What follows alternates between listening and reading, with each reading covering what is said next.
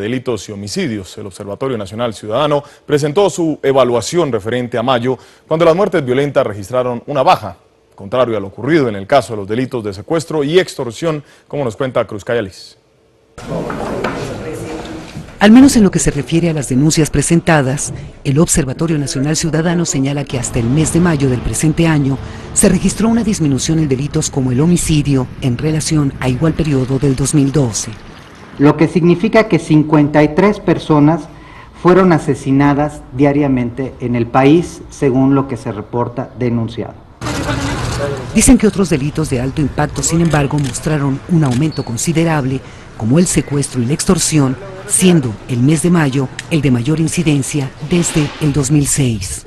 Un aumento del 13.98%.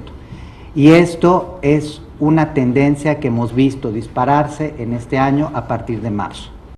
La extorsión, señalan, se presenta bajo distintas modalidades, entre ellas el cobro de derecho de piso, es decir, las amenazas que sufre una persona por parte del crimen organizado y que se transforma en una especie de impuesto periódico a cambio de no atentar contra sus bienes o su integridad física.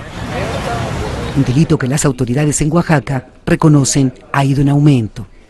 Hemos tenido la presencia de algunas células delictivas que provienen de los estados vecinos, y que por esa razón se nos ha incrementado este delito de extorsión.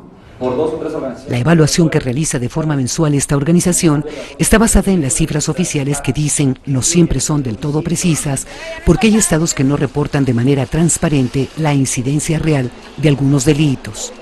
Si nosotros vemos los datos oficiales del Secretariado Ejecutivo del Sistema Nacional de Seguridad Pública, el lugar más peligroso, según los datos oficiales del estado de Michoacán, es Morelia, y en vez Tierra Caliente y la zona del puerto.